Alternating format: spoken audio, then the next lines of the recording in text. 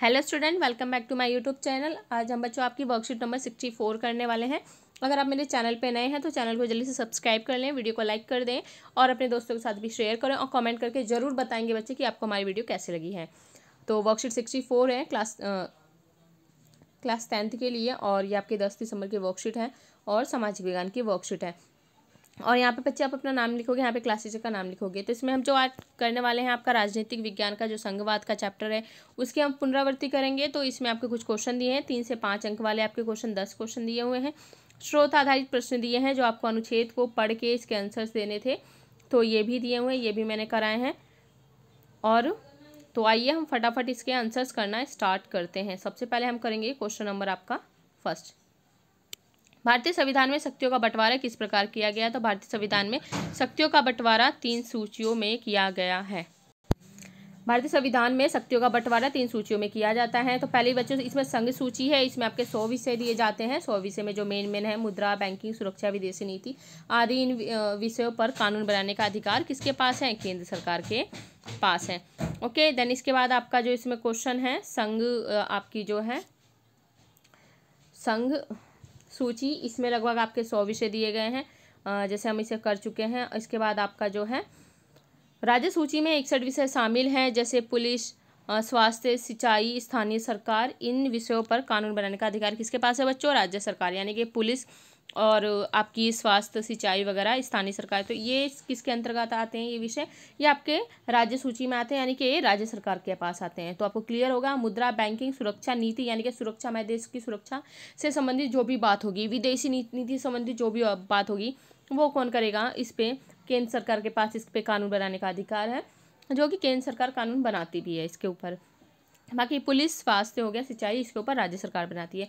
और समवर्ती सूची बच्चे वो होती है जिसमें कॉमन होते हैं, मतलब कि जैसे इसमें 52 आपके विषय शामिल हैं, शिक्षा, वन, जनसंख्या नियंत्रण। इन विषयों पर केंद्र और राज्य सरकार दोनों इस पे कानून बना सकते हैं, यानी कि कॉमन हो गए, दोनों इस पे मिल के काम करेंगे। समवर्ती यानी कि समान, दोनों का समान रूप से इसमें अधिकार होता है कानून बनाने के लिए, ध्यान रखना।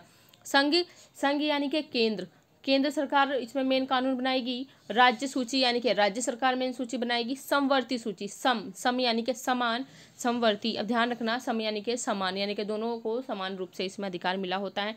लेकिन टकराव की स्थिति में केंद्र सरकार द्वारा बनाया गया कानून मान्य होगा, यानी कि कभी इनके बीच में टकराव होता है, कुछ भी होगा तो उसमें केंद्र सरकार मेन इसको माना जाएगा, केंद्र सरकार को। उसके बाद आपका है समवर्ती सूची। समवर्ती सूची में आपकी 52 विषय शामिल है, ये हमने कर लिया है। इसके बाद है अवशेष सूची। अगर कोई विषय उपरोक्त 3 सूचियों में शामिल नहीं है तो वह अवशेष सूची का विषय होगा, जैसे साइबर लॉ। इन विषयों पर कानून बनाने का अधिकार है। साइबर लॉ पे किसका है? इनका है। स्थानीय सरकार के महत्व का वर्णन करें तो देखते हैं, स्थानीय सरकार के द्वारा आम लोगों की सरकार में भागीदारी संभव होती है, उन्हें भविष्य के नेता बनने का प्रशिक्षण प्राप्त होता है। तो स्थानीय सरकार जो बच्चों है, स्थानीय सरकार के द्वारा देश का एक समान विकास संभव हो पाता है। स्थानीय सरकार के द्वारा विकास कार्य तेजी से तथा बेहतर हो पाते हैं। सरकार के द्वारा भ्रष्टाचार पे अंकुश लगाया जाता है। ओके, तो आपके 2 क्वेश्चन हमने कर लिए हैं, फर्स्ट और सेकंड। इसके बाद चलते हैं हम संघवाद से आप क्या समझते हैं। क्वेश्चन नंबर आपका जो 3rd है, तो आइए हम करते हैं। संघवाद से आप क्या समझते हैं, उदाहरण सहित समझाइए। संघवाद एक प्रकार की शासन व्यवस्था है जिसमें सरकार 2 या 2 से अधिक स्तर, यहाँ पे स्तर लिखा है साइड में कॉर्नर पे आपका, यहाँ पे स्तर है, स्तर तथा शक्तियाँ अलग अलग होती हैं। जैसे भारत सरकार के 3 स्तर होते हैं, आपकी इसमें पहला हो गया केंद्र सरकार, राज्य सरकार, स्थानीय सरकार। ओके, देन इसके बाद बच्चों आपका है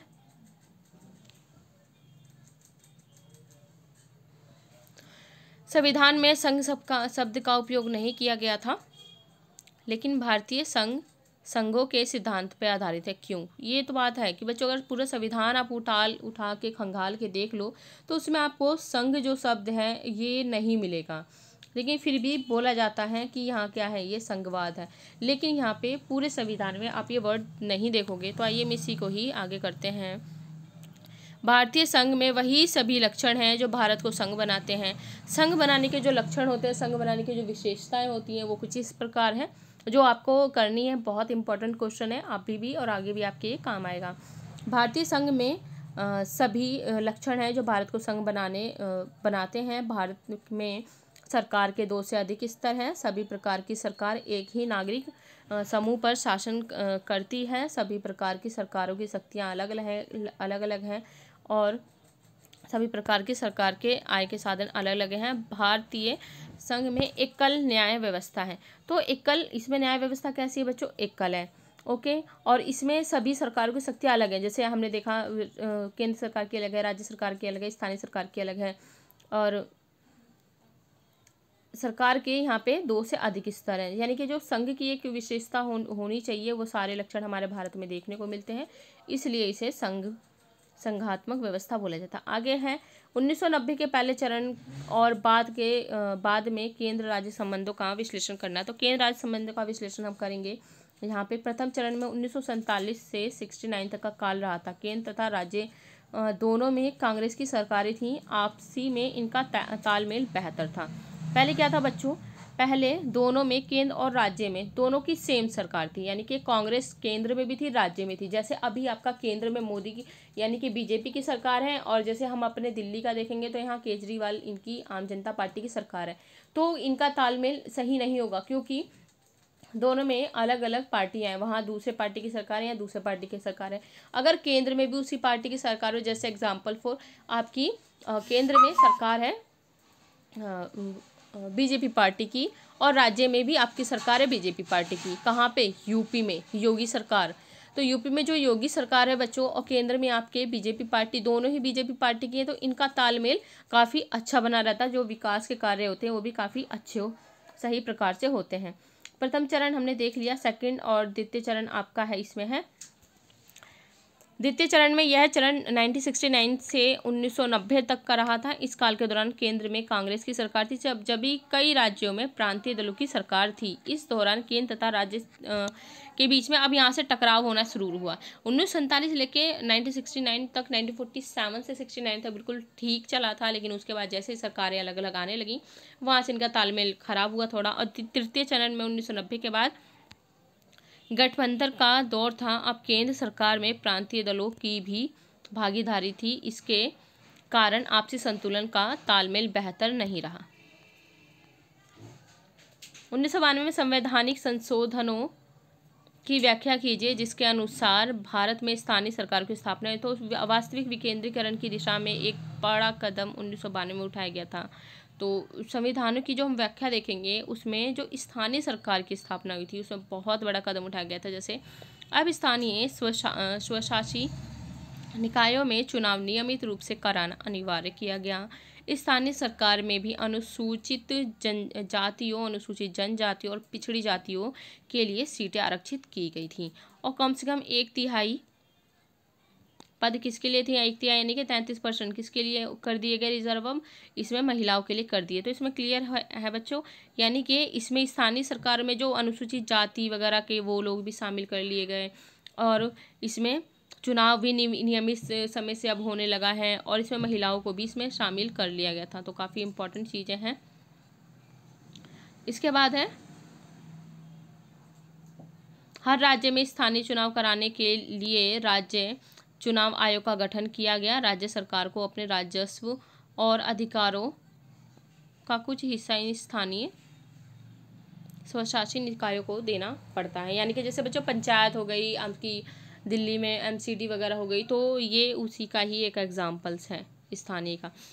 भाषा नीति की चुनौती का सामना भारत में किस प्रकार किया गया? तो भाषा नीति की चुनौती का सामना हम देखते हैं। इसमें हमारे संविधान में किसी एक भाषा को राष्ट्रभाषा का दर्जा नहीं दिया गया है। हिंदी के अलावा संविधान द्वारा अनुसूचित भाषाओं के रूप में मान्यता प्राप्त 21 अन्य भाषाएं हैं। इसमें राज्यों की भी अपनी राजकीय भाषाएं हैं इसमें, और हिंदी के साथ साथ अंग्रेजी का भी इसमें प्रयोग राजकीय उद्देश्य के लिए किया जाता है। और आज़ादी के बाद त्रिभाषा सूत्र अपनाया गया था। जैसे हिंदी, अंग्रेजी के अलावा कोई स्थानीय भाषा भी इसमें पढ़ा सकते हैं। गठबंधन की सरकार में जो शक्तियों की साझेदारी होती है किस प्रकार से होती है? यानी कि इसमें बच्चों होता है जब 2 या 2 से अधिक दल मिलकर सरकार बनाते हैं। जैसे अलग अलग पार्टी के लोग हो गए और वो मिलकर सरकार बना रहे हैं, तो उसे गठबंधन की सरकार कहते हैं। जैसे एनडीए की गठबंधन सरकार अब देश में सत्तारूढ़ है। गठबंधन सरकार में एक साझा कार्यक्रम तय किया जाता है, सरकार को उसी कार्यक्रम के द्वारा चलाया जाता है। इसमें सभी दलों की मांग तथा इच्छाओं का सामना किया जाता है और इस प्रकार सरकार में सभी दलों की भागीदारी होती है। इसमें होता है जैसे बच्चों एग्जाम्पल बीजेपी पार्टी होगी, आम आदमी पार्टी होगी, कांग्रेस पार्टी हो गई, तो ये लोग इनको पूरे वोट नहीं मिल पाते, थोड़े इनको वोट मिल गए, तो ये लोग क्या करते हैं कि चलो हम लोग मिलके ही सरकार बना लें, तो वो तीनों के तीनों मिल जाते हैं, गठबंधन कर लेंगे और ये लोग अपनी सरकार बना लेंगे। तो इसमें सबकी भागीदारी हो जाती है, तो इस प्रकार की सरकार भी काफ़ी सही होती हैं।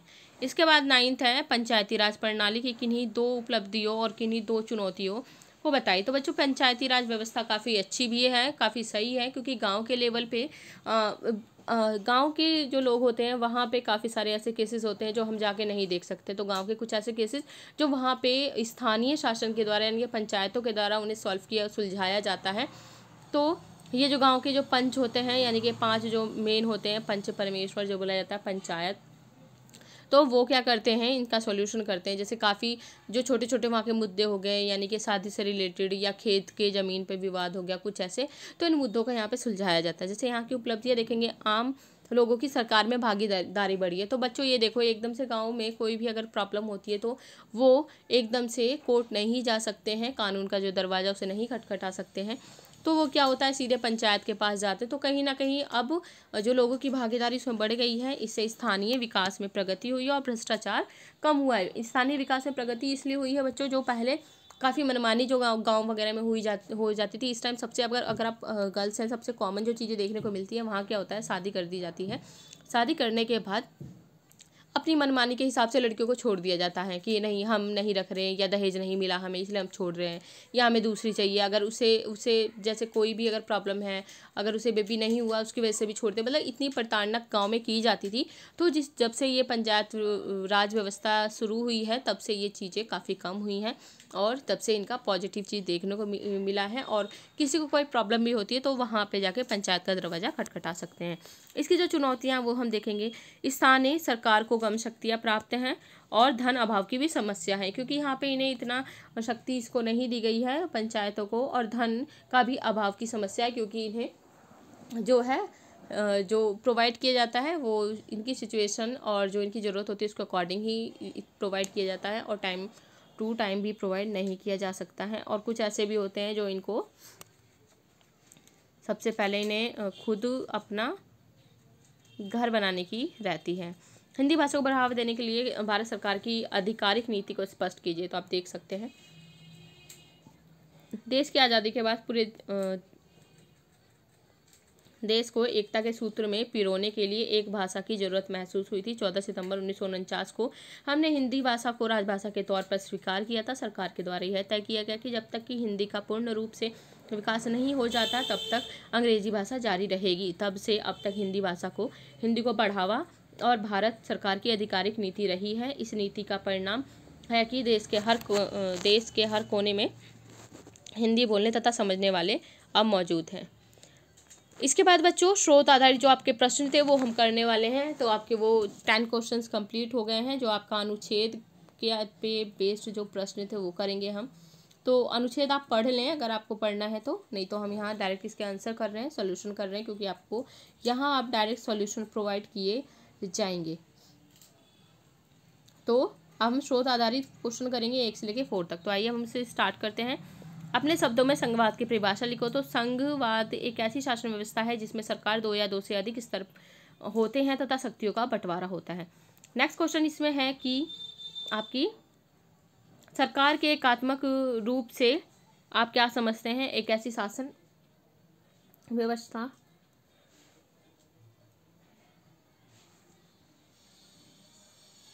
जहां सरकार का केवल एक ही स्तर होता है उसे एकात्मक शासन व्यवस्था कहते हैं।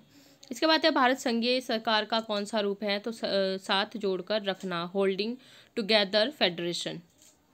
ओके, लास्ट क्वेश्चन है आज की वर्कशीट का। अगर आपको यहाँ तक बच्चे आ गए हो, अगर आपको हमारी वीडियो अच्छी लगी है तो चैनल को जरूर से सब्सक्राइब कर दें, वीडियो को लाइक कर दें और कमेंट करके बताएं कि आपको हमारी वीडियो कैसी लगी, क्योंकि विदाउट एनी डिले आपको फटाफट इसमें क्वेश्चन कराए गए हैं, ज़्यादा नहीं समझाया गया है, क्योंकि बच्चों को मोस्टली इसके आंसर चाहिए होते हैं और पहले से ही वो इस वर्कशीट्स को ये चैप्टर पहले ही वो समझ चुके हैं। अब उनकी रिवीजन चल रही है मोस्ट इंपॉर्टेंट क्वेश्चंस की।